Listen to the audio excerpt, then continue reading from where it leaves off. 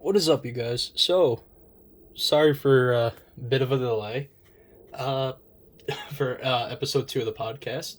So, I was waiting for a little bit of news, trying to see like what's going to be going on. So, I figured there was a little bit going on, so I figured we'll talk about it here today. Uh, I don't think this episode is going to be too long because the laptop battery kind of isn't charged, so I gotta wait on that. So in the meantime, I'm just gonna go off of stuff that I know in my head. So a couple days ago, the Yankees signed, I believe it's the first female minor league manager or manager in general.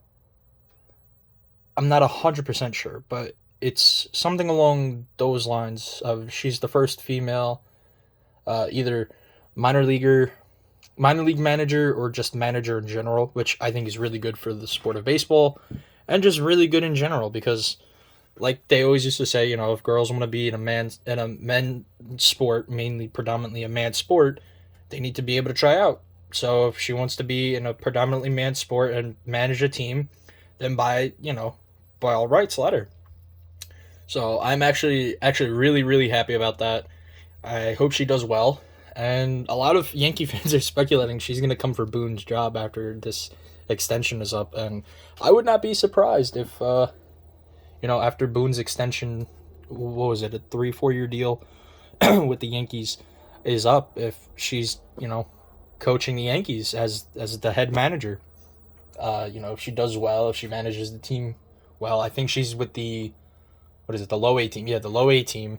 If she manages to do well with them, by all means, let her let her manage the next team.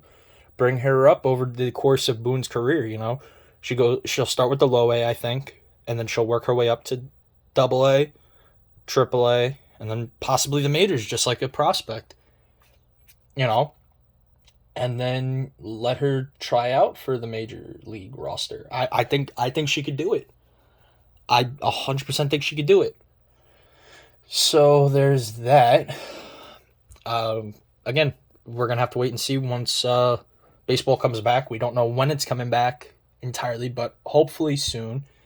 Probably by the end of the month, they're gonna have more conversations discussing discussing the business of bringing back, or not bringing back, but bringing baseball back to its full swing. So there is that, and then you also have the possibility of the universal DH. Honestly, at this point, if you do not like the universal DH, I feel like you need to reevaluate your thoughts on baseball, because if you think about it, the universal DH is good for everybody. You don't have to have the pitchers hitting and injuring themselves running the bases or whatever, you know. So I think the universal DH is the way to go. I know a lot of old heads aren't gonna like that idea. They're like, oh, pitchers are da da da da. You have the select few pitchers that can actually hit, which are Greinke, Mad Bum, DeGrom, Cole, Ohtani. But I don't really count Ohtani. I count Ohtani more as like a DH. And plus, he could play the outfield. So I wouldn't really count him as a pitcher and a hitter. Although he is technically a two-way player, I would not categorize him in that category, because unlike Cole, DeGrom, Mad Bum, and Greinke, he could play the outfield. They can't. They're strictly pitchers. Unless you're DeGrom, because he was originally a shortstop at Stetson. But that's neither here nor there. You got those four pitchers that could hit: DeGrom, Cole, Mad Bum, Greinke. If I'm forgetting anybody, please let me know in the comment section down below. But as far as I know, those four guys are your guys that can hit, right? And then occasionally, you do have pitchers that aren't known for hitting at all that, actually hit. Bartolo Colon was known as one of the most comical hitters as a Met, right? Because he had the big helmet that didn't fit him, and he would swing so hard that the helmet would basically fall off, And then, he just kept doing that. And then out of nowhere, he hit the most memorable home run for not only his career, but probably as a pitcher.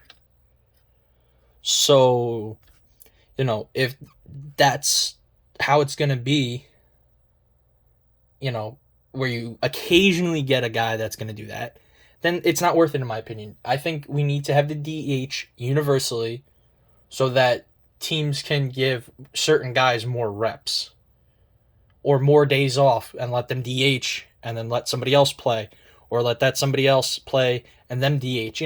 They could switch it back and forth and give more diversity to lineups. I think that's a great way to go.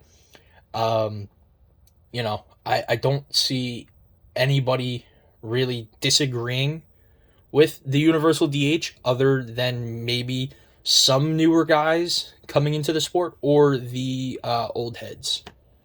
Because I've spoken to a couple, if not a lot of old heads, and they are not too happy about that. So the way I look at it is you just do what you think is best for the sport, and a lot of people think that that's best for the sport, including myself. And then myself, like a couple other people, didn't originally like it, but when 2020 happened and we were it opened our eyes to how good it can be, I'm on the train, 100%. I'm on the train of getting the universal DH in, and both leagues having it, not just the American League. Oh, excuse me. So now we'll go take a quick turn over to football. Football is actually really, really interesting and exciting right now. So you have the wild card games coming up. I'm not sure on the whole schedule. Again, my laptop is not working, but I do know Sunday we got my Pittsburgh Steelers versus the Kansas City Chiefs. I think that's going to be a very, very interesting game because down the line you had TJ Watt just, demolishing quarterbacks and just players in general. He was very good all year, but like towards the end, he got more attention. I think he either led the league or had the most sacks in a single season, something along those lines. He had I think it was 55 sacks. You got Najee Harris playing out of his mind. You got what's his name? Chase Claypool playing very well. You got Big Ben trying to do as much as he can, especially because he's older. So it's going to be an interesting game to see how they can perform against Kansas City. I hope and I pray that they don't get first rounded. I hope that Kansas City kind of loses, but Patrick Mahomes is too good of a quarterback to be like, oh, he's definitely going to throw the game. So I hope the Pittsburgh Steelers can put up a good fight. But if they don't, then it is what it is. Big Ben, I appreciate you for your career. You've been an outstanding quarterback for most of your career. Definitely guaranteed Hall of Famer in my book. It's genuinely going to be upsetting though, not having him as a Steeler anymore, but it's understanding. Like, I understand why he's not going to play anymore, because he's old. He isn't what he used to be, So hopefully, again, they don't get first rounded. Hopefully they could push it far, maybe actually make it to the Super Bowl. That would be honestly something else if they make it to the Super Bowl. If they go from being like this team that's kind of mid-tier for most of the season, where they were playing really well, just, got a couple of rough grabs here and there, to actually making it to the Super Bowl, that would be magical. Magical. What else is there to talk about? I'm trying to think off the top of my head, but it's hard to think when I don't have my laptop. I guess continuing with football, you got I don't know when specifically, but you got the Packers playing. I think they play a winner of the wild card since they won the division. So I feel like the Packers are going to go down to the wire. Um, but if they got to go up against the Patriot or the Buccaneers with Brady and Gronk and how good they are, I don't know how people could count Brady and Gronk out. I get Aaron Rodgers has been like an MVP type quarterback this year. However, you got Brady and Gronk, and that's probably like the best dynamic duo in modern NFL history. Nobody's out here, denying that they're not. They're probably one of the top best of all time almost. Brady has a chance to break Peyton Manning's record. I forget what that record was specifically, but it was like a record that he thought would probably never be broken, from what I heard. And we already know Brady's the greatest quarterback of all time. There's no denying that. When he does officially retire, it's literally gonna be guaranteed Hall of Fame, first ballot. Nobody's gonna take that away from him. He's definitely gonna get a golden jacket as well. I don't know if that's like part of being in the Hall of Fame specifically or what. So correct me if I'm wrong, but I don't know. And I think I got my laptop up. Hopefully the battery... It's charging, so hopefully the battery doesn't give out. Because sometimes while it's charging, the battery will give out until it has like a certain percentage. But I'm hoping it doesn't give out. Why is it taking so long to log me in? Anyways, so we got that. Oh, there we go. Perfect. Alright, let me just connect to the Wi-Fi. And then I could look at the bracket and tell you guys my thoughts on the brackets. I'm still going to try to keep this episode a little bit short, just because I have some things to do, because I'm recording this at 2:57 in the afternoon, and I'm probably going to record episode 3 later on tonight, a little bit later tonight, so there is that as well. But as of right now, this is episode 2. And potentially tonight, I could have Psalms on with me. I'm not 100% sure. I have to ask him if he's free tonight. So there is that. And how we would do that. Alright, so let's see. 2021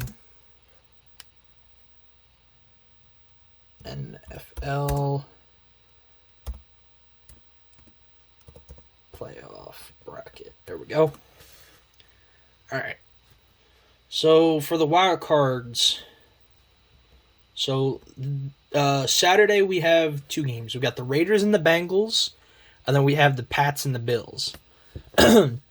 So with that game, I think with the first 2 games the first game being the Raiders and the Bengals, I think 100% it's gonna come down to the wire, because the Raiders have been playing really well. And Joe Burrow has been playing really, really well also as a quarterback himself. But I feel like there's something telling me... my fucking laptop gave out. Oh well. There's something telling me that Burrow and the team aren't going to make it. Burrow's going to play well, but the team's going to let him down. So I think with that, the Raiders are going to win. And then with the Pats and the Bills, I believe that the Bills are easily going to win, because Josh Allen is a really good quarterback as well. I don't really see the defense or the team giving up that easily with him. So I think that 100% the Bills could win that one. Although Mac Jones has been playing very well too, there's something telling me that Josh Allen's going to just go out of it and play out of his mind. So I got the Raiders just barely winning the game, or winning the game by a landslide because the Bengals defense and or offense lets them down. And then I got the Bills winning the other game either again, like the Raiders Bengals game, either by a short margin or a large margin. It all depends. I can't specifically say because I haven't watched those teams play all year really. But hopefully tonight, I'm going to record episode 3, hopefully with Psalms, so we could get, some other information here. And hopefully tonight we could deep dive into the playoff brackets some more. So there is that. But I think I'm gonna wrap it up here because I want to try to charge my laptop for tonight's episode 3, so that way I can actually look at stats and look at other things as well, and not just have my laptop dying on me. Mid me looking at information on the laptop. So yeah. So I apologize for the inconvenience. I really wanted this episode to go a little longer now that I had my laptop running, but unfortunately it's not, because like I said, the battery fucking just sometimes will run out on me without me charging it, and I probably should have charged it from the last episode, but that's on me. I apologize, you guys. So I will see you guys potentially later tonight for episode 3. And I want to try to get more consistent with this.